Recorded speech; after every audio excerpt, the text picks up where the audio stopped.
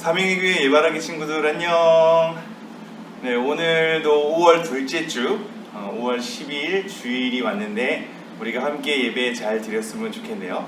여기 보면 고3 친구들 선생님과 함께 만난 것 같은데 여러분도 빨리 또 선생님들도 만나고 또 목사님과 같이 또 교제도 하고 그런 날이 빨리 왔으면 좋겠네요. 우리 오늘은 예배 드리기 전에 먼저 영상을 하나 감상을 할 텐데 오늘이 어버이 주일이거든요. 그래서 어버이 주일이니까 부모님에 대해서 생각을 또 해보면서 우리 모세 엄마의 입장을 그린 모세 엄마가 요게벳이거든요. 요게벳의 노래라는 곡인데 아마 여러분도 잘 알 거예요. 영상과 더불어서 이 요게벳의 엄마의 마음 또 부모의 마음을 한번 읽어보면서 우리가 예배 준비하도록 할게요. 그럼 영상 함께 보도록 하겠습니다.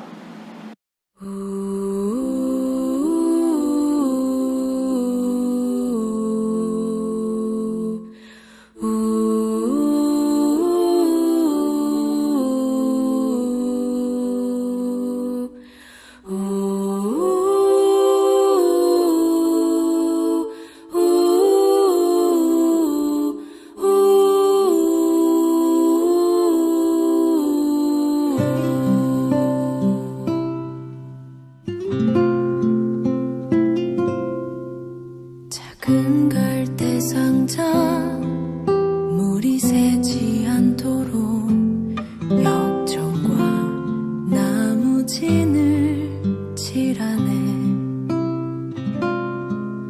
어떤 맘이었을까 그녀의 두 눈엔 눈물이 흐르고 흘러 동그란 눈으로 엄마를 보고 있는 아이와 입을 맞추고 상자를 덮고 가까이에 띄우며 간절히 기도했겠지.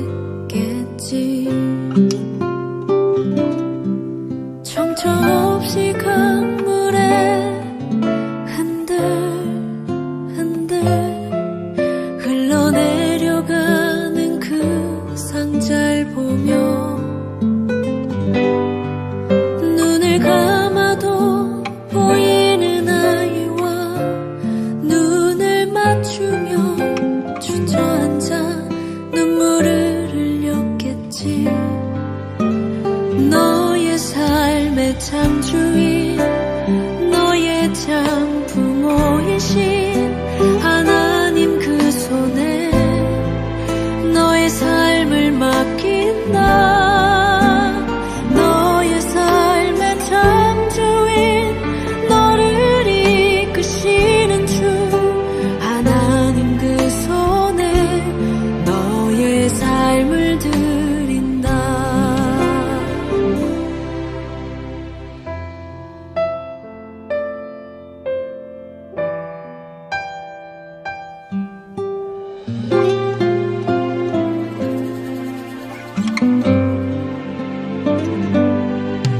어떤 마음이었을까 그녀의 두 눈에 눈물이 흐르고 흘러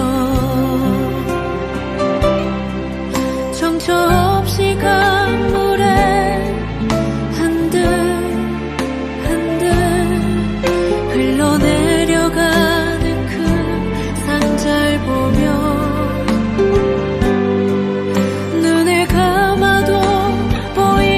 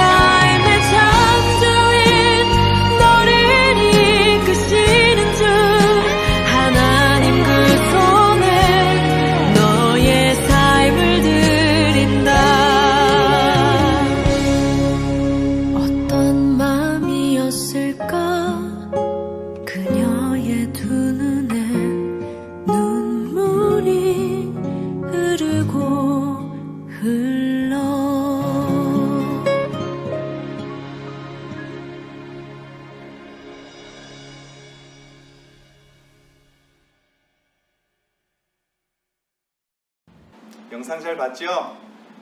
우리가 이 영상을 통해서 우리의 진정한 주인이신 하나님을 우리가 신뢰했으면 좋겠고, 또 우리가 부모님을 공경하면서 오늘 하루 어버이 주일로 하나님께 또 예배 잘하며 부모님을 공경하는 하루 되었으면 좋겠습니다.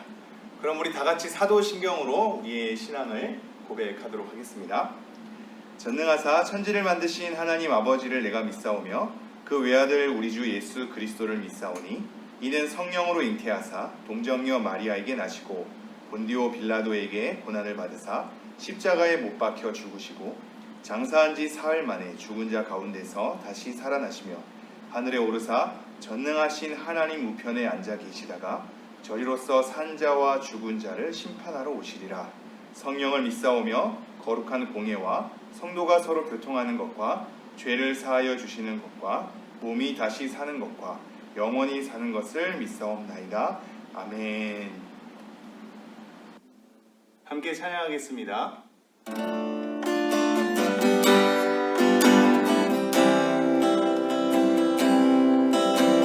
주의 신을 내가 떠나 어디로 피하리까. 주는 모든 것 아시오니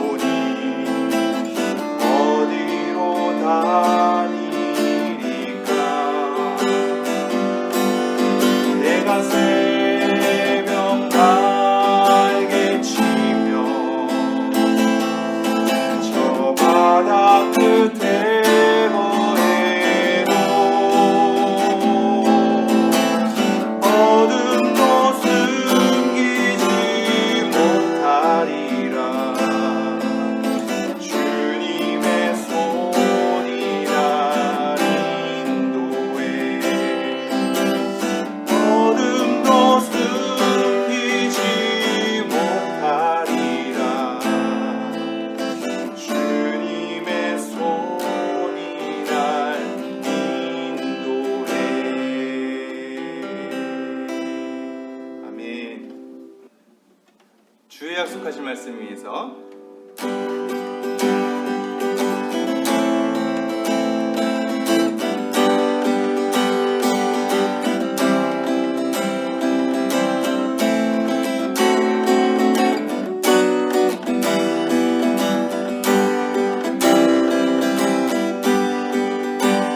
주의 약속하신 말씀 위에서 영원토록 주를 찬송하리라. 소리 높여 주께 영광 돌리며 약속 믿고 굳게 서리라. 주의 약속하신 말씀 위에서 세상 영연에게 연습할 때에 말씀으로 힘써 싸워 이기며 약속 믿고 굳게 서리라. 성령의 검을 들고 구원의 투구를 쓰고 믿음의 방패와 진리의 뒤로 말씀 위에 굳게 서리라. 성령의 검을 들고 구원의 투구를 쓰고 하나님의 말씀을 하지라.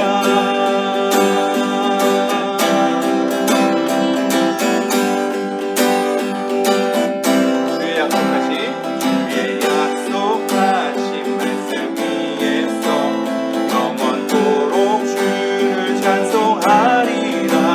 소리 높여 주께 영광 돌리며 약속 믿고 굳게 서리라. 주의 약속하신 말씀 위에서 세상 영연에게 연습할 때에 말씀으로 힘써 싸워 이기며 약속 믿고 굳게 서리라. 성령의 검을 들고 구원의 투구를 쓰고 믿음의 방패와 진리의 뒤로 말씀 위에 굳게 서리라. 성령의 검을 들고 구원의 투구를 쓰고 하나님의 말씀을 하지라. 굳게 서리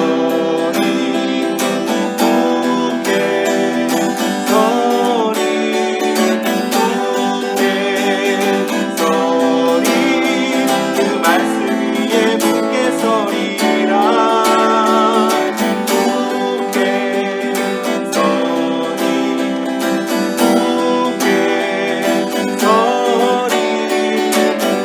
굳게 서리 그 말씀 위에 굳게 서리라. 성령의 검을 들고 구원의 투구를 쓰고 믿음의 방패와 진리의 뒤로 말씀 위에 굳게 서리라. 성령의 검을 들고 구원의 투구를 쓰고 하나님의 말씀을 가지라.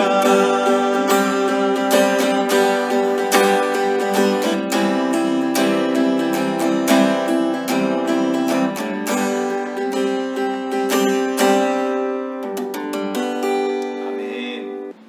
이제는 우리가 예수님께서 가르쳐 주신 기도로 함께 기도하도록 하겠습니다. 하늘에 계신 우리 아버지여, 이름이 거룩히 여김을 받으시오며 나라의 임하옵시며 뜻이 하늘에서 이룬 것 같이 땅에서도 이루어지이다. 오늘날 우리에게 일용할 양식을 주옵시고 우리가 우리에게 죄 지은 자를 사하여 준 것 같이 우리 죄를 사하여 주옵시고 우리를 시험에 들게 하지 마옵시고 다만 악에서 구하옵소서. 나라와 권세와 영광이 아버지께 영원히 있사옵나이다. 아멘. 말씀 들어가기 전에 우리가 영상 짤막하게 하나 보고 갈게요. 전에 다뤘던 우리 설교 주제가 성경은 과연 신뢰할 만한 것인가에 대한 거였죠. 여러분이 기억할지 모르겠는데 우리가 그 내용을 생각하면서 지금 짧은 영상 한번 보도록 하겠습니다. Welcome to the 1 Minute Apologist. If you had 1 minute to be able to unpack for the audience, we interview the world's leading apologists to provide credible answers to curious questions. Well, it's a real privilege for me to be with you, Mike. I know that you are a great guy and who loves the Lord, and I just can't tell you how blessed I am to have you on our program today. Well, thanks, Bobby. Great to be back with you. I know that you play with this idea. If you were in a taxi cab, how would you respond? Well, I'd like to kind of throw that your way. If you were in a taxi cab and somebody was to say that the Gospels have contradictions in them, how would you answer that question? I'd say there are 3 essential issues in coming to grips with these differences, these tensions in the Gospels. The first one has to do with the ability to distinguish between a difference and a contradiction. A contradiction would be something like when the Titanic sank, there were survivors who said that the Titanic broke in half and then sank, and then other survivors said, no, it went down intact. That is a contradiction. There's no way of reconciling that. A difference would be something such as, I come home and my wife said, you wouldn't believe this, an hour ago a guy shows up at the door and from Publishers Clearinghouse and he gives me a check for $15 million. But then an hour later she's talking to her mom and says, you wouldn't believe this, but a little while ago 2 guys show up at my door. One gave me this check for $15 million, the other's videotaping the thing saying I'm going to be on television. That's a difference. It's not a contradiction. One contained more information, the other was not exhaustive. Many of the differences we have, or alleged contradictions in the Gospels, are actually differences and not contradictions. The second issue that we would look at is to understand the genre or literary type of the Gospels, because they're according to Greco-Roman biography, and just like in much of today's literature, there were certain literary liberties that were allowed. Time compression, lack of precision when it came to minor chronological details, and such as the temptations of Jesus in the wilderness. Matthew and Luke, one of them inverts the second and third. We wouldn't regard that as a contradiction. We would say that that's a difference. It really doesn't matter the chronology, it's something like that. Again, most of them can be looked at as understanding the genre, the literary type of the Gospels, rather than contradictions. And then the third point I would make is the importance of differences, and that is this. I don't see any direct contradictions in the Gospels, but let's just suppose for a moment that there were. That doesn't mean that the Gospels are unreliable. It may force us to revise some of our views of inerrancy, but it wouldn't mean that they're historically unreliable. No more than the fact that eyewitnesses, survivors of the Titanic, contradicted on whether she broke in two, nullifies the story that the Titanic sank. So putting this all in perspective, we see that this really doesn't at all call into question the historical reliability of the Gospels.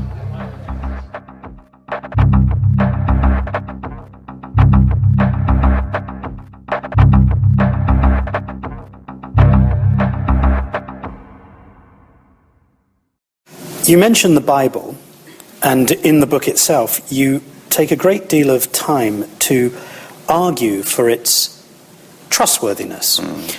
And you build your evidence around the evidence of the New Testament and principally the life of Christ. And you point the reader at witnesses, at the fact that these documents were written very soon after Christ, that they were not mythical legends. And you spend a great deal in the book in that whole area. But I want to ask you, what about the rest of the Bible? The Gospels are the most accessible thing, and they're the most crucial thing to look at. The reason I talk about the Gospels is because you've really got a lot of evidence that the Gospels reliably convey to us Jesus' life and words. And if you decide, this actually is a very similar line of reasoning from me that I just gave you. If you decide that Jesus is who he said he is, then Jesus himself looks at the rest of the Bible with the greatest respect. Almost every book of the Bible, of the Older Testament, the Hebrew Scriptures, is actually quoted by Jesus authoritatively. So you can, if you say, I'm going to read the entire Bible and find anything that's incredible to me, and I'm going to decide whether I accept it or not that way, again, if Jesus is who he said he is, then you have to actually deal with the whole Bible because Jesus himself took it as authoritatively. If Jesus is not who he said he is, who cares about the rest of the Bible? Because that means the core of it isn't true. But he really knows how to get at the patriarchs, whether Abraham, Isaac, and Jacob did the things they did. What you have with Jesus and the Gospels is it's much more recent. You've got all kinds of evidence of it being eyewitness, having eyewitness accounts. And so the way for me to trust what the Bible says about the patriarchs is, is Jesus who he says he is? If I decide he is, then I take what he says about the patriarchs seriously. And I can't, from my vantage point, do a very good job of saying, there's miraculous elements in the Old Testament, therefore it's no good. Or murder? Well, actually, murder is done in the Old Testament, but it's not condoned in the Old Testament. Just because something is in a narrative, it's a little easier to read the epistles, where Paul says, I'm writing to you as a pastor, and you're the church, and I want you to do this, this, and this. Very simple. But for example, in Genesis, let me give you this example. In Genesis, you have all kinds of horrible things happening. You've got, for example, Abraham, Isaac, Jacob, they all have more than one wife, polygamy. So many people read the book of Genesis and they say, this is ridiculous, look at all these contradictions. Here in the Old Testament, it condones polygamy. Robert Alter, who's a great biblical scholar, a Hebrew narrative scholar at Berkeley, I believe. Robert Alter says, anybody who reads the book of Genesis sees all the heroes having multiple wives and thinks, anybody who reads that and thinks that that's condoning polygamy has not learned how to read narrative. Every single person with multiple wives is having an absolutely miserable time. Just read it. Is the law of primogeniture, which is the oldest son gets everything, and the law of polygamy, which is men can take all the wives they want. They're undermined by the book of Genesis. And so generally what people do is they read very, very superficially the Old Testament. They see all these horrible things happening. They say, this is a crock. And the answer is they haven't really learned how to read it. 자, 오늘 말씀 보도록 하겠습니다. 오늘 말씀은 우리가 영상으로 10번째 나누는 말씀이네요. 저번 주에 온가족 예배 잘 드렸는지 모르겠어요. 온가족 예배 때 청소년부 따로 예배가 없었으니까 오늘은 영상으로 10번째 우리가 말씀을 나누게 되었습니다. 오늘 말씀 들어가기 전에 우리가 항상 외치는 문구 외치고 시작할게요. 시작. 나만의 신앙이 아니라 같은 하나님 안에서 우리가 함께, 떨어져 있어도 함께 하나님 안에 거하고 있다는 것을, 그래서 함께 지어져 간다는 것을 늘 명심하면서 우리가 영상 예배를 통하여서 말씀을 나눌 때 예배에 관해서 먼저 나눴었죠. 영과 진리로 참되게 하나님께 영광을 돌리며 일상의 삶과의 연결 속에서 예배 드려야 한다는 걸 살펴봤고, 우리가 성경 시리즈를 살펴봤어요. 그래서 왜 성경이 쓰여져야 했을까에 대해서도 살펴봤고, 성경은 어떻게 만들어졌을까에 대해서도 살펴봤죠. 그리고 중간에 부활절 때문에 부활이 과연 사실인가를 부활의 여러 증거들을 통하여서 한번 살펴봤었고, 그리고 2주에 걸쳐서 성경은 과연 신뢰할 만한 것인가를 살펴봤었죠.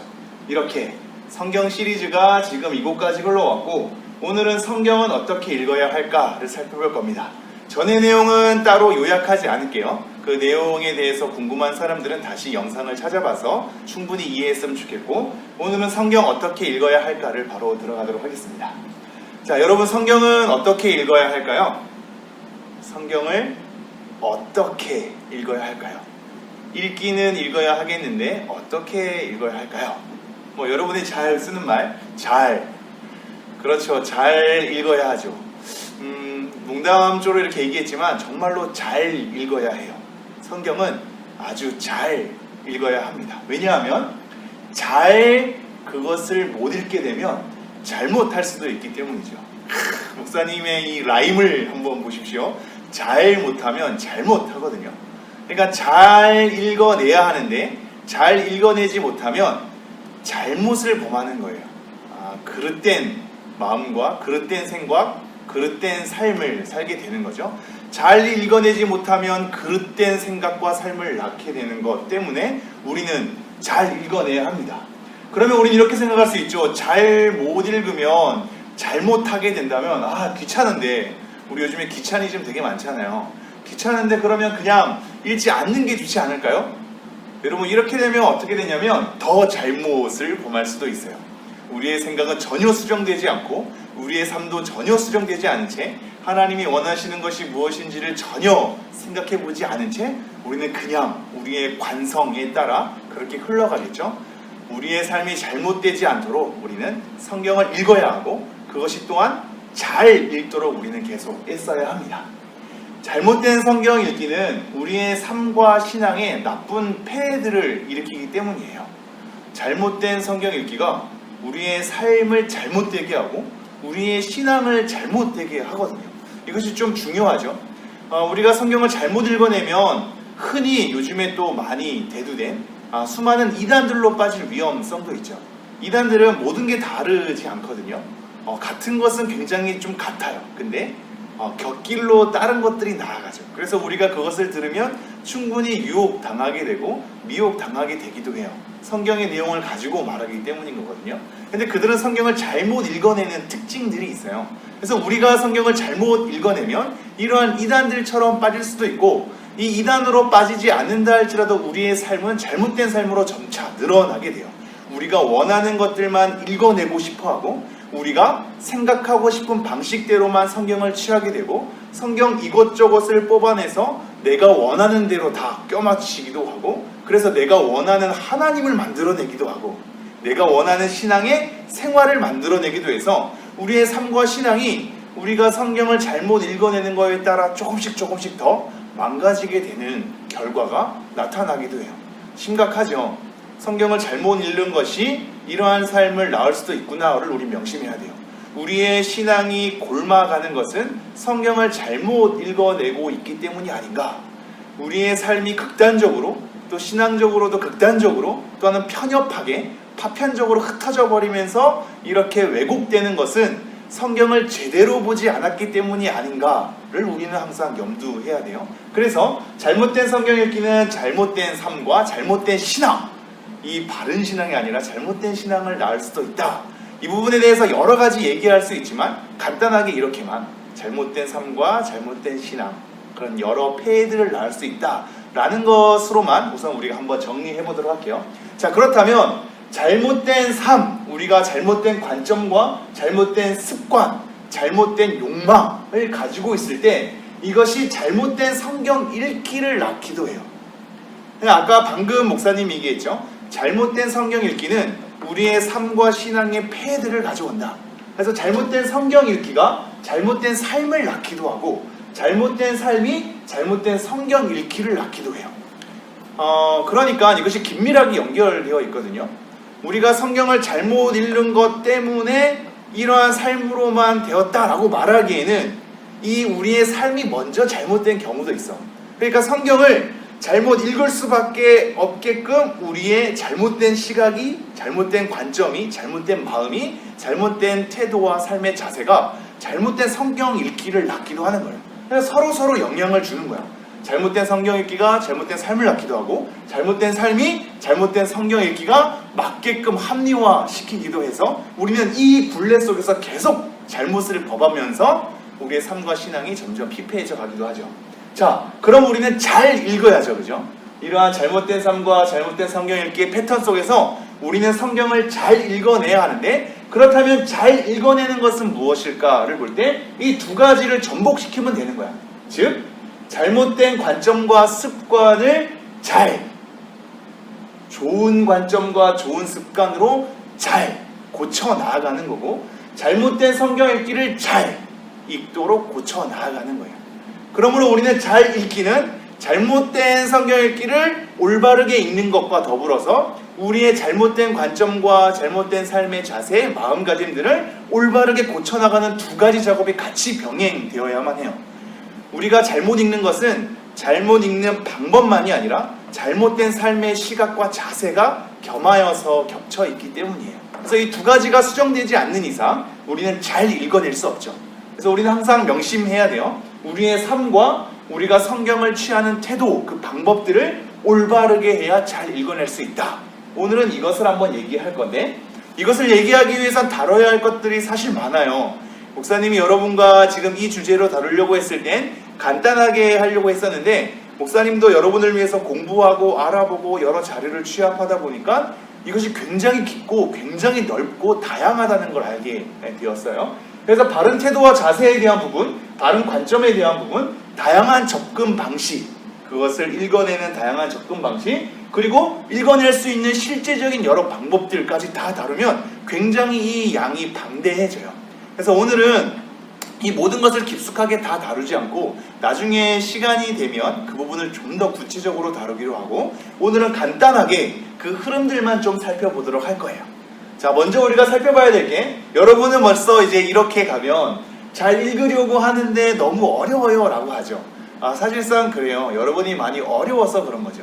잘못 읽어내는 것, 잘못된 삶, 자세, 이런 것도 물론 중요하지만 여러분은 이제 잘 읽어내고 싶은 마음이 있는데 그 어려움 자체에 봉착하는 거예요. 물론 그 어려움은 우리의 습관의 어려움도 있겠죠. 성경을 하나님의 말씀으로 대하는 태도와 자세, 그런 습관의 어려움이 있겠지만 여러분이 실제적으로 부딪히는 어려움은 내용의 어려움일 거예요.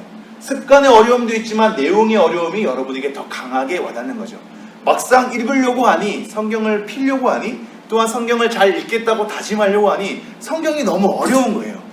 왜 이렇게 성경이 어려울까? 우리가 그거부터 한번 다루자면, 이 내용의 어려움은 단어의 어려움이 있고 성경의 표현의 어려움이 있고 성경의 여러 강조점에 대해서 우리가 잘 알아채리지 못하기 때문에 어려움이 있고, 그 성경에서 얘기하고 있는 설명 자체, 이야기 자체, 사건 자체가 너무나 어려워서 그런 걸 수도 있고, 성경에서 얘기하는 관심사와 우리의 관심사가 너무나 다르기 때문에 아예 관심이 떨어지고 그 속에서 우리의 시선이 가지 않고 흥미가 또 유발이 되지 않는 이런 한계들 때문에 내용이 어려워지기도 하는 거예요. 사실상 학교에서 배우는 내용들의 이 난이도를 보면 그 표현이나 내용이 더 심오할 때도 있는데, 성경의 내용들이 충분히 학교의 내용과 비교할 때 이해할 수 있을 만한 언어로도 이루어졌음에도 불구하고 관심이 없기 때문에, 또는 생소한 내용이기 때문에 그것 자체가 흥미가 떨어져서 우리가 이 내용 자체를 받아들이는데 어려움을 겪기도 하는 거죠. 그래서 이러한 수많은 내용의 어려움, 단어, 표현, 강조점, 설명 자체, 관심사에 대한 이 수많은 어려움이 있는데, 그렇다면 이 어려움을 어떻게 해야 할까를 보면 바로 이거예요. 당연히 보조 자료와 안내서가 필요합니다. 즉, 성경을 잘 읽어내려면, 성경을 제대로 읽어내려면 이 성경을 잘 읽어낼 수 있도록 우리를 안내하는 안내서가 있고, 성경의 여러 단어, 표현, 강조점, 설명 자체, 그것에 대한 관심, 이 모든 것들을 잘 보충적으로 설명해주는 보조 자료들이 있어요. 이 두 가지를 우리가 이용하면서 적절히 성경을 우리가 더 풍성하게 이해할 수 있도록 우리는 이 역할의 도움을 받아야만 합니다. 우리는 이렇게 생각할 수 있죠. 뭐하러 그렇게까지 읽나요? 라는 것과 함께, 아니 성경은 하나님의 말씀인데 그냥 읽으면 되지 않나요? 그냥 막 읽다 보면 되는 거 아니에요? 막 읽다 보면 은혜 받고 막 읽다 보면 하나님이 가르쳐 주는 거 아닌가요? 여러분, 그렇지 않아요. 여러분이 일반 책을 읽을 때도 한번 잘 생각해 봐요. 일반 책을 읽을 때도 여러분은 이미 중고등학교 시절에 그 책 자체를 여러분이 읽어서 자연스럽게 알아내기보다는, 물론 자기 스스로가 그 책을 읽으면서 알아내기도 하지만 수많은 안내서와 보조자료를 여러분이 보충적으로 같이 그것을 공부하게 되거든요. 그래서 그 저자의 목적이 뭔지, 의도가 뭔지, 이 시가 어떤 배경에서 쓰여졌는지, 이 이야기가 어떠한 환경 가운데 만들어졌는지를 여러분은 이미 학교에서 그것을 배우고 있거든요. 그것을 배움에 따라 여러분의 관점이 길러지고 책을 제대로 읽어낼 수 있는 시각이 자라게 되고 마음이 점점 형성되게 되죠. 성경도 마찬가지예요. 일반 책도 그러한 심혈을 기울이는데 수많은 보조자료와 수많은 설명, 이 보충 안내서를 통하여서 그 본문을 좀 더 이해하려고 하는데, 성경은 너무나 당연히 그렇게 우리가 노력하고 이해하도록 애를 써야죠. 성경은 일반 책들보다도 수많은 장구한 역사에 대한 기록이 있을 뿐더러 우리와 간격이 너무나도 많이 떨어진 먼 시대의 이 이야기들을 우리가 이해해야 하기 때문에 그것에 대한 지명, 여러 가지 사건, 여러 가지 배경들, 그리고 저자의 의도들을 알아내기 위해서는 보충 자료와 안내서가 필요합니다. 하나님이 그냥 무조건 다 알려줄 거라 생각하면 그것은 굉장히 실수하는 거예요. 하나님께 책임을 다 떠맡기고 자기는 아무 노력 안 하겠다는 거거든요. 특별히 신앙에 있어서는 우리가 그런 관점으로 다가갈 때가 많아요. 하나님, 나 이거 하니까 그냥 다 알려주십시오. 하나님, 제가 이거 기도했으니까 다 이루어 주십시오. 하나님, 제가 성경 읽었으니까 다 이해되게 해주십시오. 이것은 굉장한 불로소득이며 하나님께 모든 책임을 떠맡기는 자기 책임 회피적인 행동이에요. 우리는 우리의 노력을 해야죠. 이 수많은 역사 가운데 성경을 이해하기 위하여서 노력한 흔적들이 굉장히 많거든요. 그 흔적들을 따라서 보조자료와 안내서를 이용하여서 우리는 성경을 제대로 이해하고 더 풍성하게 이해할 수 있도록 우리는 접근해야 합니다. 자, 그렇다면 이러한 접근 가운데 가장 잘 읽기 위해서 필요한 점이 있어요. 그게 뭐냐면 바로 성령의 조명입니다. 성령의 조명이란 말 들어봤어요? 이 성령님은 아실 테고, 성령님의 일루미네이션이라고 이게 비춰주는 거거든요. 우리의 마음을 비춰줘서 그것을 깨닫게 하는 게 바로 성령의 조명이에요. 우리가 성경을 잘 읽어내기 위해선 아까 얘기했듯이 보조자료와 안내서가 필요한데 가장 사실 중요한 점은 성령의 조명입니다. 성령님께서 우리를 마음을 일깨워 주시고 그 내용을 올바르게 알아들을 수 있도록 일해 주셔야만 해요. 그래서 이렇게 성령님께서 성경을 읽을 때 그 성경 말씀과 더불어서 우리를 깨우쳐 주셔야만 하는 거죠. 그런데 여러분 잘 생각해봐요. 여러분 성령의 조명이 필요하니까 성령님께 도움을 구하시면서 읽으세요 라고만 여러분에게 전달한다면 똑같아져요. 우리는 기도 잠깐 하고 성경을 읽는데 여전히 어렵고 여전히 모르게 되는 거죠. 이 성령의 조명은 우리가 두 가지로 우선 분류를 좀 해야 돼요.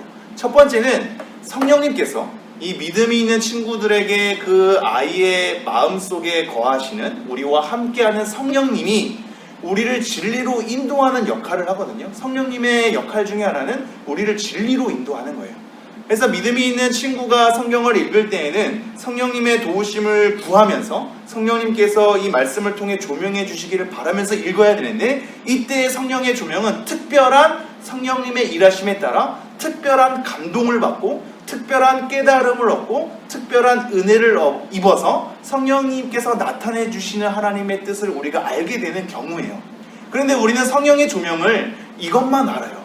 그러니까 우리가 기도하고 성경을 읽는데 특별한 하나님의 임재를 또는 특별한 성령님의 깨달음을 우리가 주시지 않으니까 핑계를 어떻게 되냐면, 성령님께 도움을 구했는데 성령님이 일하시지 않았어. 난 여전히 모르겠고 여전히 내용은 어렵고 내 안에 뭔가 역사하는 것 같진 않고 하나님의 임재가 있는 것 같진 않고 여전히 따분하고 지루해, 귀찮아, 이러고 덮어버리거든요. 그러면서 나는 노력을 어느 정도 했지만 성령님께서 역사하지 않았기 때문이야 라는 것으로 오히려 하나님께 책임을 떠넘겨 버리는 굉장히 불이한 자세를 지녀요. 여러분 그렇지 않아요. 성령님의 조명은 특별한 임재를 통하여 우리가 은혜를 특별하게 받고 특별하게 깨닫는 역할로도 하지만, 성령님의 역할은 일반적인 지정의, 우리의 지식과 우리의 감정과 우리의 의지가 바르게 사용될 수 있도록 인도하는 역할도 해요. 이것을 특별한 은혜, 아까 얘기한 특별한 임재와 역할을 특별한 은혜라고 한다면, 이것은 일반적인 법칙, 우리의 지식과 감정과 의지를 통하여서 일반적으로 일하시는 성령의 일반 은혜가 있는 거예요. 우리 두 가지를 다 생각해야 돼요. 그러므로 우리의 바른 지식, 바른 감정, 바른 의지를 가지고 여러 보조 자료와 여러 안내서를 통하여서 그것을 애쓰려는 노력, 일반적인 법칙들 가운데 우리가 애를 쓸 때 그 속에서 깨닫게 되는 은혜가 있는데, 이것 또한 성령의 조명 가운데 들어와 있는 거예요. 그러므로 특별한 성령의 조명의 깨달음, 그리고 일반적인 지정의의 활용을 통하여서 인격적으로 일하시는 성령의 조명의 은혜, 이 두 가지가 다 있다는 걸 명심하면서 우리는 하나님께만 책임을 회피하지 말고 보조자료와 안내서를 통해서 성경을 이해하려는 애씀이 우리 가운데 있어야 하는 거죠. 자, 그래서 안내서와 보조자료를 가지고 성령의 조명 안에서 우리는 성경을 잘 읽어야 하겠습니다. 그렇다면 과연 성경을 우리가 어떻게 읽어야 할까요? 어떻게 그것을 보조자료와 안내서를 그리고 성령의 조명 안에서 그것을 읽어내야 할까? 여러 가지를 제가 모아봤는데 깊숙이 들어가지 않고 간단하게 하나하나 한번 살펴보도록 하겠습니다. 첫 번째는 장르를 이해하며 읽으라. 장르를 이해하며 읽어라. 글자가 보일지 모르겠는데 장르를 이해해야 돼요. 성경 안에서도 이 성경은 66권으로 되어 있거든요. 이 66권 안에서 여러 책의 분류를 모아놔요. 역사서를 따로 모아놓고 선지서들 가운데 분량에 따라 대선지서, 소선지서를 따로 모아놓고 모세오경을 따로 모아놓고 복음서를 따로 모아놓고 사도행전이란 역사서 따로 구분해놓고 편지 형식으로 된 서신서 따로 모아놓고 나중에 계시록 따로 모아놓고 이렇게 책에 여러 커다란 분류들을 해놓거든요. 이 분류 안에서도 여러 장르를 우리는 잘 또 이해를 해야 되는 거예요. 장르는 그 장르를 이해해야 장르의 특징에 맞게 그것을 제대로 읽어낼 수 있기 때문이에요. 여러분이 이미 학교에서도 배웠다시피 시나 수필, 소설 이런 산문에 대한 형식을 가진 여러 장르가 있잖아요. 성경은 또 옛날 고대에는 이런 장르가 더 디테일했어요. 그래서 성경에서도 보면 지혜문학이 따로 있고 시문학이 따로 있고 묵시문학이 따로 있어요. 그리고 이 지혜문학, 묵시문학 이러한 가운데서도 일반 묵시서와는 다르게, 즉 성경 외의 일반 묵시서나 지혜서와는 다르게 성경만이 가지고 있는 독특한 점이 또 가미되어 있기 마련이죠. 그래서 우리는 이러한 장르에 대한 특색과 특징을 이해해서 성경을 대해야지만 성경을 제대로 우리는 이해할 수 있고 제대로 읽어낼 수 있는 거죠. 시는 시 장르에 맞게 읽어낼 수 있는 함축적인 어떤 의미를 캐내는 것으로, 그리고 역사성을 뛰어넘어서 모든 공동체가 함께 아우를 수 있는 것으로서의 시의 특색이 있는 거죠. 시는 시답게, 그리고 은유와 비유는 은유와 비유답게, 그리고 여러 가지 묵시는 묵시답게 각각의 여러 글의 형식에 맞게, 그리고 그 장르의 특색에 맞게 우리는 성경을 읽어야 성경에서 요구하는, 또 성경의 글을 통하여서 우리에게 말하고자 하는 그러한 의미들을 제대로 우리는 살필 수가 있는 거죠. 장르를 이해하며 읽으라. 이게 첫 번째고, 이거에 대한 구체적인 것은 나중에 기회가 되면 그럼 장르별로 어떻게 읽어야 됩니까를 좀 다루기로 하고요. 우리는 먼저 그냥 커다란 맥락만, 장르를 이해하면서 읽어야 되는구나, 그냥 막 읽으면 안 되는구나를 한번 살펴보는 거고요. 두 번째는 성경 전체 스토리를 이해해야 돼요. 숲을 보는 거죠. 우리는 성경 조금 읽다가 이해하기 어려워서 덮고 하다 보니까 성경 전체의 줄거리는 모르고 책별로 나눠져 있어. 그래서 창세기 읽다 끝나버리고 레위기에서 멈춰버리고 다시 신약으로 돌아가서 복음서 읽다가 끝내버리고 그냥 모르겠다 다 덮어버려서 우리의 성경의 지식이 파편적으로 다 흩어져 있단 말이죠. 그러니까 성경 전체에서 우리에게 얘기하고자 하는 전체 이야기의 흐름을 전혀 파악하지 못해. 그래서 구약의 흐름이 어떻게 되어 있고 구약의 역사 이야기가 어떻게 펼쳐져 있는지, 그리고 이런 역사적인 진행 가운데 각각의 책들이 어떠한 내용 속에 어떠한 배경 속에서 나오게 되는지를 이해하고, 신약도 여러 예수님의 생애와 그 이후의 초대교회 시대의 흐름이 어떻게 되어 있고 어떤 과정을 통하여서 이런 편지들이 적혀져 있는지에 대한 상황 이해를 제대로 스토리별로 이해를 해야 큰 그림 안에서 우리가 이 책이 지금 어디에 위치하고 있구나, 어떤 흐름 가운데 있구나, 어떤 말을 하려고 하고 있구나를 우리는 이해할 수 있게 돼요. 이 부분도 나중에 다음 시간에 지금 할까 고민 중인데 또 우리 송경순 쌤이 또 이 부분에 대해서 또 되게 잘 하긴 하거든요. 그래서 이 성경 전체 스토리는 다음 주 아니면 다음 기회에 제가 한번 다뤄서 구약의 흐름 잡아주고 신약의 흐름 잡아줘서 전체 스토리가 여러분 눈에 싹 들어올 수 있도록 한번 정리를 해줄게요. 이런 전체 스토리, 숲을 이해하는 것으로 성경을 읽어야 된다는 게 두 번째. 세 번째는 기본 관점과 틀을 갖춰야 돼요. 성경은 저자의 의도가 있겠죠. 그리고 하나님의 의도가 있겠죠. 그래서 이 많은 분량을 우리가 대하며 바르게 읽어내야 할 때 기본적인 관점들이 있고 기본적인 틀이 있는 거거든요. 그러한 기본적인 관점과 틀에 따라서 우리가 벗어나지 않도록, 과하게 읽지 않도록, 잘못 읽지 않도록 우리가 최소한의 기준점들을 두는 것이 필요해요. 그것을 보면 우선 전체적인 세계관의 흐름인데요. 세계를 어떻게 바라볼 수 있을 것인가가 세계관이에요. 세계를 바라볼 수 있는 관점인데, 성경 전체는 인류 역사에 대한 것이며 그러기에 하나님에 대한 것과 인간에 대한 것을 다 통틀어서 얘기를 하고 있거든요. 그럼 이 전체적인 세계를 볼 수 있는 관점을 네 가지 틀에 따라 우리는 좀 살펴봐야 되는데, 그게 기본적으로 창조, 타락, 구속, 재창조예요. 이 흐름을 이해해야 돼요. 창세기부터 시작해서 요한계시록의 66권의 책이 이루어지기까지 하나님의 창조가 우리 가운데 하나의 틀을 이루는 거고, 이러한 창조 가운데 인간이 어떠한 존재인지를 타락의 관점에서 우리의 인간의 상태와 죄에 대한 부분을, 우리를 이 타락의 관점에서 그려내는 하나의 이야기 덩어리가 있고, 하나님의 일하심에도 불구하고 계속적으로 어긋나서 인류의 상태가 이렇게 된 이유가 우리 인간의 죄에 대한 문제, 인간의 타락에 대한 문제, 그래서 죽음을 이룰 수밖에 없고 하나님께 형벌을 받을 수밖에 없는 여러 사건들을 타락을 통해서 다 얘기를 하고 있고, 이러한 타락 때문에 예수 그리스도를 통하여서 우리를 구속해내려는 하나님의 계획과 뜻하심과 여러 말씀들이 우리 가운데 있게 되고, 그것이 성취되면서 예수님께서 그 모든 것을 이루시고 우리를 구원해 내시는 것에 대한 사건이 이루어지고 있고, 그렇게 구원받은 민족들, 백성들, 이 하나님의 교회, 하나님의 자녀들이 하나님을 위해서 어떠한 삶을 일궈내며 첫 창조에서 목적했던 말을 어떻게 이루어내는지, 구속받은 백성들, 구원받은 백성들, 이 교회 공동체가 어떠한 삶을 이루어내며 결국엔 그러한 삶으로 가면서 재창조, 이 완성이죠. 처음 창조에서 타락 구속을 거쳐 완전한 하나님의 나라로 재창조되기까지의 이 종말에 대한 부분을 다 이 틀로서 갖추고 있어야 우리는 성경의 전체적인 이야기가 하나씩 껴 맞춰져요.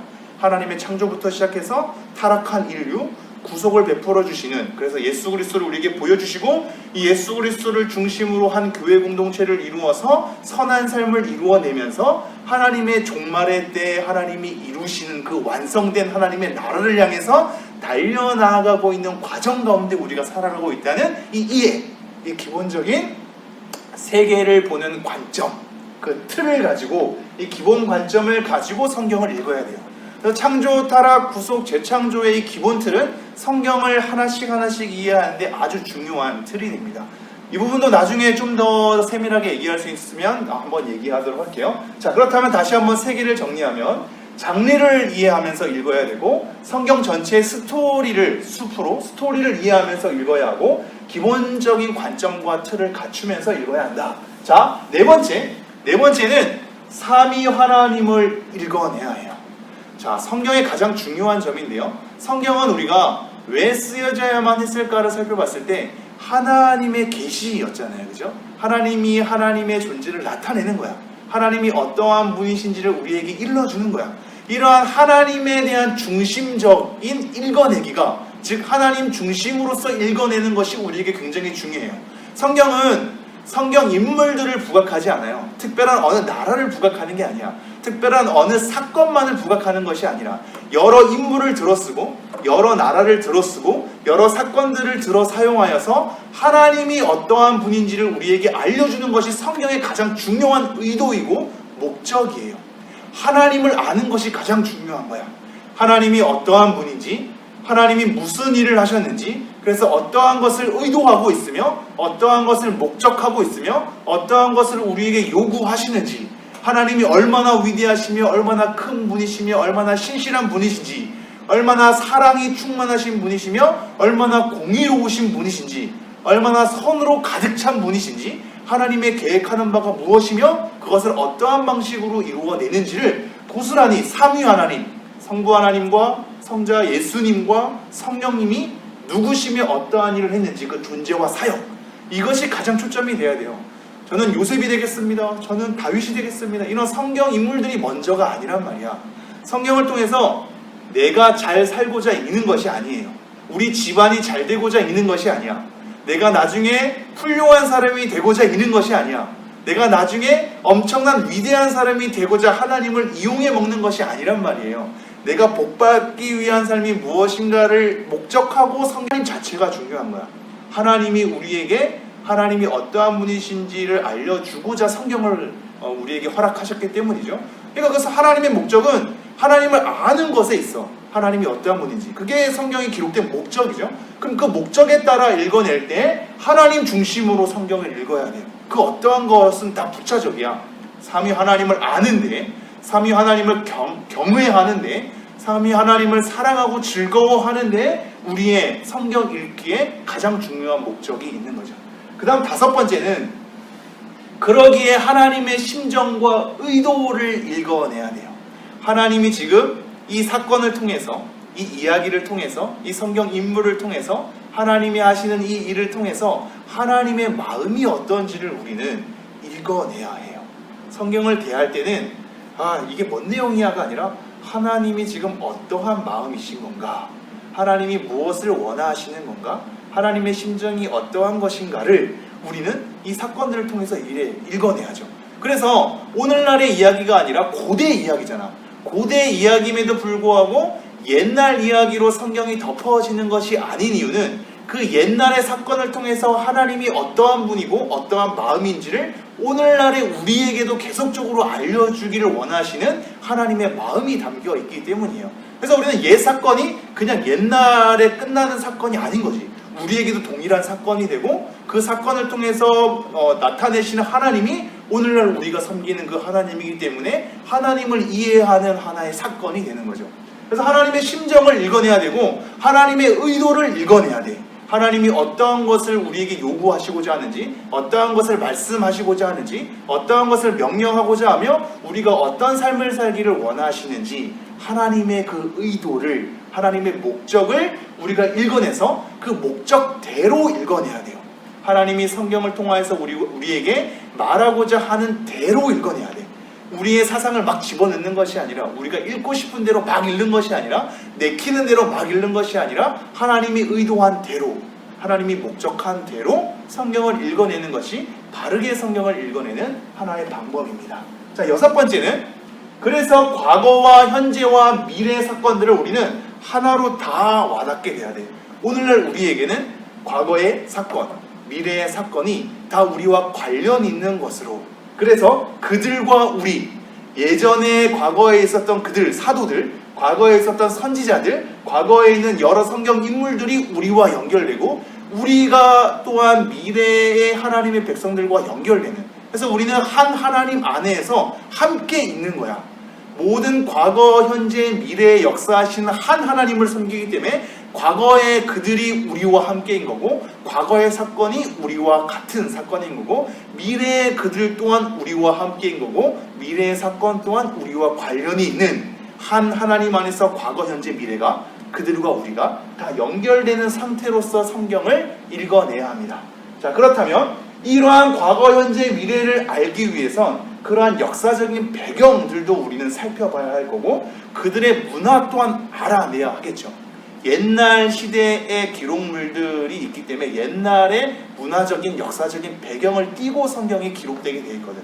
그래서 그들이 우리와 연결되려는 작업을 하려면 그들의 역사, 그들의 문화를 이해하면서 우리의 역사, 우리의 문화와 함께 연결되는 코드를 찾아야 돼요. 이것이 바로 해석에 대한 부분이거든요. 성경의 의미를 도출해내는 작업, 이것은 그들과 우리의 연결, 그들의 문화와 그들의 역사에 대한 이해를 통해서 오늘날 우리와 또한 미래의 그들과 연결되는 작업, 이것을 작업하면서 우리가 읽어야 됩니다. 그럼 다시 한번 세 개, 네 번째는 하나님을 읽어내는 것, 5번째는 하나님의 심정과 의도를 읽어내는 것, 6번째는 과거, 현재, 미래와 그들과 우리의 연결 가운데 있는 것이라고 볼 수 있고요. 자, 7번째는 관찰, 해석, 적용으로 읽는 거예요. 이것이 좀 더 이제 구체적인 방법으로 목사님이 알려주는 거거든요. 이 부분도 나중에 시간과 기회가 되면 어떻게 관찰해야 하는지, 어떻게 해석해야 하는지, 어떻게 적용해야 하는지를 목사님이 알려줄게요. 이것은 관찰, 해석, 적용은 굉장히 중요한 개념인 거거든요. 성경을 읽어낼 때 잘 관찰해야 되고, 잘 해석해야 되고, 잘 적용해야 우리는 성경을 바르게 읽어내면서 그 성경을 통하여서 바른 삶을 살 수 있게 되는 거거든요. 그래서 관찰을 잘 하려면 거기에 문맥, 이 해석도 마찬가지예요. 관찰, 해석, 적용을 제대로 하려면 이 위아래의 문맥, 이 이야기가 그냥 하나 딱 떨어진 이야기로 우리가 마음에 꽂히고 눈에 들어온 거 한 구절, 한 단어만 우리가 캐치하는 것이 아니라 문맥이 중요해. 그 말이 어떤 맥락 속에서 나왔는지 이런 문맥을 관찰하고 또한 그 구조를 우리가 봐서 이 성경이 쓰여진 구조를, 각 책이 또 쓰여진 저자의 이 구조를 보면 이 구조는 곧 저자의 의도이거든. 무엇을 강조하고자 하는지가 나타나져요. 그래서 이런 문맥과 구조를 살피면서 그 단어 하나하나의 의미를 한번 살펴보고, 그래서 이 성경의 저자들, 원저자는 하나님이지만 하나님이 들어 사용하시는 성경 인물들, 이 저자들의 의도와 독자들의 여러 배경들을 우리는 제대로 이해해야 제대로 된 관찰을 할 수 있고, 제대로 된 해석을 할 수 있고, 제대로 된 적용을 할 수 있어요. 나중에 관찰, 해석, 적용을 어떻게 해서 문맥, 구조, 단어, 저자랑 독자를 그들의 의도를 이해할 수 있을지는 나중에 한번 기회가 되면 좀 세밀하게 한번 살펴보도록 할게요. 우선은 머릿속에 집어넣어요. 관찰, 해석, 적용으로 읽어야 한다는 거. 8번째는 성경으로 성경을 읽어내는 것이 중요해요. 이것도 굉장히 중요한 개념인 거거든요. 이 종교개혁자들, 즉 로마 카톨릭의 부패 속에서 올바른 성경으로 돌아가고자 하는 움직임, 올바른 교회로서의 삶을 살고자 하는 움직임, 이 사람들이 성경을 읽어내는 방법이 있었는데 가장 중요한 방법 중에 하나는 성경으로 성경을 읽어내는 거예요. 그 어떠한 사람도 성경 위에 설 수 없고 성경을 좌지우지할 수 없죠. 성경만이 하나님의 권위에 따라서 우리에게 던져지는 건데, 이 성경으로 성경을 올바로 읽어내야 돼요. 자, 그 말은 뭐냐면 이거예요. 불분명한 본문들이 있으면 이거와 비슷한 맥락과 의도 가운데 쓰여진 분명한 말씀 가운데 그것을 살펴보면서 우리는 좀 더 이해하게 되는 거죠. 오늘 우리가 이 본문을 봤어. 뭔가 우리가 이해가 잘 안 되고 뭔가 의구심이 들어. 이러한 불명확한 게 있어. 그럼 이거와 같은 의도와 맥락 가운데 쓰여진 다른 본문을 통해서 비춰서 우리는 좀 더 명확한 의미를 우리는 알 수 있게 되는 거죠. 이렇게 불분명한 본문을 분명한 본문과 함께 더불어서 읽으면서 그 내용을 더 풍성하게 이해해 나가는 것, 그리고 여러 다른 본문들끼리 조화가 돼야 돼요. 이것이 성경으로 성경을 해석하고 이해하는 건데, 이 본문이 이것만으로 딱 떼어져서 이해하면 안 되고 이 본문이 다른 본문들에서 얘기하는 것과 조화를 이룰 수 있는가를 살펴야 돼요. 이 본문이 다른 본문에서도 강조하고 있으며 이 본문이 다른 본문과 조화를 이루고 있는지, 그래서 다른 본문들 사이에서 이것을 풍성하게 이해할 방법이 있는지, 모순이 아니라 풍성하게 이해하는 다른 여러 각도들 속에서 조화를 이루고 있는지를 우리는 성경을 통해서 성경으로 성경을 읽어내야 되는 거죠. 마지막으로는 성경 전체와 비추어서 성경 전체를 통해서 우리에게 요구하시는 하나님의 일관된 메시지가 있거든요. 그러한 믿음의 진리를 통하여서 믿음의 진리와 어긋나지 않아야 되는 거야. 즉 전체 내용과 어긋나지 않아야 되는 거죠. 전체 내용과 어긋나는 것으로 한 본문을 우리가 그냥 무작정 갖고 와서 성경에 이렇게 써야 있지 않느냐라고 얘기를 하면 안 돼. 우리는 성경의 전체적인 하나님의 일관된 메시지와 우리가 받아들이고 해석하는 내용이 동일해야 그것은 하나님께서 우리에게 요구하시는 말씀이 되는 거예요. 자, 그래서 성경으로 성경을 읽어내는 것, 이것 또한 나중에 어떻게 하는지 좀 더 세밀하게 살펴볼 수 있으면 그렇게 살펴보도록 할게요. 성경으로 성경을 읽는 것을 한번 강조하고, 그 다음 9번째, 공동체적으로 읽어라. 우리 개인이 아니라 공동체적으로. 개인이 보는 시각은 편협해요. 개인이 경험하는 감정도 되게 좁거든요. 개인이 이루어진 삶이 어떠냐에 따라 성경에서 눈에 들어오는 게 있고 들어오지 않는 게 있어. 본인이 어떻게 살아왔느냐에 따라, 어떤 삶을 경험했느냐에 따라, 어떤 일을 추구하느냐에 따라 어떤 글귀가 보이고 안 보이고 하는 거죠. 자기 관심사가 다 다르기 때문이야. 자기 경험이 다 다르기 때문이야. 자기가 이해하는 폭이 다 다르기 때문이야. 그러므로 우리는 각자의 경험과 각자의 사고와 관점을 지닌 각자의 여러 성경을 보는 방법에 대해서 서로 얘기를 나눠야 되고, 각자 서로의 느낌을 고백해야 되고, 각자 보는 방식들을 얘기해서 우리는 좀 더 풍성하게 읽어낼 수 있어야 돼. 내가 잘못된 시각으로 읽지 않는가? 편협하게 읽지 않는가? 편향된 시각으로 이것을 이해하고 있지는 않는가? 내 삶의 경험과 내 삶의 잣대로만 이 성경을 대하려고 있지 않는가를 공동체 가운데 노출이 돼야 공동체적으로 읽으면서 더 내용이 풍성하게 되는 거죠. 그래서 서로 함께 읽는 것이 중요하고, 이것은 덧붙여서 렉치오 디비나 또는 렉티오 디비나라고 하는데 중세 성경 읽기의 방법인 거거든요. 여기 읽고 계속 읽고 묵상은 읊조리는 거야. 중얼중얼 계속 읊조리는 거야. 이 읊조리는 내용이 우리를 지배할 수 있도록 읽고 묵상하고 기도로 절실하게 이 성경 이 내용을 가지고 들어가는 거야. 절실하게 강구하면서 읽어내는, 저 독서의 하나의 방법이에요. 읽어내면서 관상, 하나님을 마주 대하는 것으로 대면하는 깊이 가운데 있는 렉티오 디비나라는 성경 읽기 방식이 있고요. 이것도 나중에 한번 기회가 되면. 그 다음에 주자, 동양의 이제 동양의 책 읽는 법, 독서법, 주자의 독서법을 보면 평심, 허심, 숙독, 열독이거든요. 즉 여러 가지 치우치지 않게 우리의 평정심을 갖추면서 책을 읽고, 허심, 우리가 마음을 비워서 모든 것을 받아낼 수 있는 마음으로 읽는 거고, 숙독, 우리가 이게 곰탕을 아주 푹 끓여서 삶는 것처럼 깊이 있게 이렇게 골라내면서 우리가 그러한 깊이 있는 것으로, 그리고 열독은 계속 반복하면서 읽는 것으로 하는 여러 가지 주자의 독서법이 있어요. 이런 독서법에 따라서 우리가 읽는 것도 참고해 볼 만하죠. 자, 그러면 이 7번째, 8번째, 9번째 이 3가지를 다시 한번 정리하면, 관찰, 해석, 적용으로 성경으로 성경을 공동체적으로 읽어라 그럽니다. 자, 그러면 성경 구절 몇 가지만 살펴보고 마치도록 할게요. 잘 봐요. 누가복음 10장 26절, 예수께서 이르시되 율법에 무엇이라 기록되었으며 내가 어떻게 읽느냐. 그죠? 그냥 읽는 걸 얘기하지 않아. 어떻게 읽고 있느냐. 이 율법학자가 예수님께 영성에 대해서 질문했다가 예수님이 반문하는 거거든요. 너가 지금 이 성경을 어떻게 읽고 있느냐. 그냥 잘 읽는 것이 필요한 거야. 그냥 읽는다고 되는 게 아니야. 잘 읽어야 돼. 어떻게 읽느냐. 자, 사도행전 8장 30절, 빌립이 달려가서 선지자 이사야의 글 읽는 것을 듣고 말하되 읽는 것을 깨닫느냐. 이 읽는 것을 깨닫느냐. 읽고 깨닫는 것이 우리에게 필요함을 얘기하고 있죠. 에베소서 5장 17절, 그러므로 어리석은 자가 되지 말고 오직 주의 뜻이 무엇인가 이해하라. 이 하나님의 뜻이 담긴 성경을 우리는 제대로 분별하고 이해해야 하는 거예요. 자, 디모데후서 2장 15절, 너는 진리의 말씀을 옳게 분별하며, 바르게 읽어야 돼. 옳게 분별해야 돼. 부끄러울 것이 없는 일꾼으로 인정된 자로 자신을 하나님 앞에 드리기를 힘쓰라. 우리가 드리게 하는 것으로 삶으로 연결되어 있는 성경 읽기법. 그리고 고린도전서 2장 13절, 우리가 이것을 말하거니와 사람의 지혜가 가르친 말로 아니하고 오직 성령께서 가르치신 것으로 하니 영적인 일은 영적으로 분별하느니라. 성경을 대할 때 믿음과 성령의 은혜가 필요한 이유가 여기 있어요. 영적인 일은 영적인 것으로 분별할 수 있기 때문이에요. 요한복음 10장 31절, 오직 이것을 기록함은 너희로 예수께서 하나님의 아들 그리스도이심을 믿게 하려 하며 또 너희로 믿고 그 이름을 힘입어 생명을 얻게 하려 함이니라. 이것은 요한복음의 목적이 나와 있지. 이것을 기록함은, 목적은 너희가 예수 그리스도를 믿고 생명을 얻게 하는 삶을 살게 하기 위함이다 라고 얘기를 하고 있어요. 자, 그럼 오늘 말씀 정리를 해보죠. 장르를 먼저 우리가 이해하라. 전체 스토리를 이해해라. 기본 관점과 틀을 이해하라. 삼위 하나님에 대해서 먼저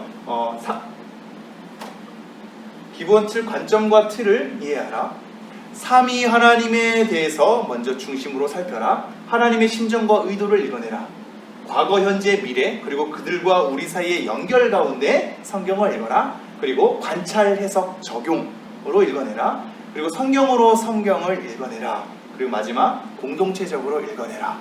이러한 모든 성경 읽기 방법을 가지고 보조자료와 안내서를 통하여서 성령의 조명 안에서 우리는 성경을 읽어내어야 할 것입니다.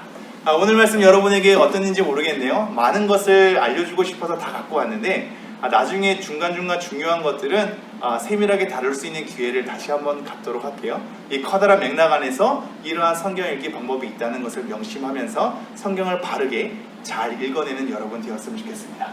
제가 기도하도록 할게요. 하나님, 오늘도 우리 아이들과 성경 시리즈 마지막 성경은 어떻게 읽을 것인가에 대해서 우리가 살펴보았습니다. 하나님, 우리 믿음의 선배들이 그리고 믿음의 조상들이 성경을 대하고 그에 따라 여러 훈련을 하고 애쓴 여러 가지 흔적들을 우리가 다시 한번 기억하고 배우면서 우리 또한 성경을 제대로 읽어내고 바르게 읽어낼 수 있는 우리 모두가 될 수 있도록 은혜를 허락하여 주시옵소서. 우리가 바르게 성경을 읽어내어서 하나님을 바르게 알고 우리를 바르게 돌아보며 우리가 바른 삶을 살기를 간절히 소망합니다. 우리 아이들 모두에게 역사하여 주셔서 바르게 하나님을 이해하고 성경을 대할 수 있도록 은혜를 허락하여 주시고 성령님께서 항상 일하여 주시옵소서. 이 모든 말씀 우리 주 예수 그리스도 이름으로 기도합니다. 아멘. 헌금은 또 온라인으로 또 부모님을 통해서 또 교회 현장에 오는 아이들은 헌금했으면 좋겠고요.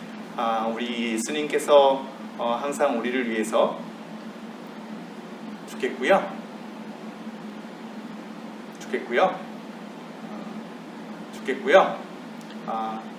빨리 좀 얼굴을 봤으면 좋겠고 내일부터 장년들은 어른들은 교회 오픈하니까 교회 현장에서 예배 드리거든요. 부모님 따라서 이 교회에 올 수 있는 아이들은 목사님과 또 얼굴 보면서 교제했으면 좋겠습니다. 우리 청소년부는 아마 6월 달에 예배를 할 것 같네요. 5월 달까지는 영상 예배도 잘 드렸으면 좋겠네요. 목사님 축도로 예배를 마치도록 하겠습니다. 우리 주 예수 그리스도의 은혜와 하나님의 사랑과 성령의 교통하심이 성경을 바르게 알고자 또 바르게 읽고자 다시 한번 다짐하고 성경을 잘 읽어내기로 다시 한번 하나님 앞에 자기의 삶을 드리고자 노력하는 우리 모든 청소년들 아이들 위에와 그들의 부모 위에 그리고 우리 선생님들 위에 이제로부터 영원토록 함께 하시기를 간절히 축원하옵나이다. 아멘.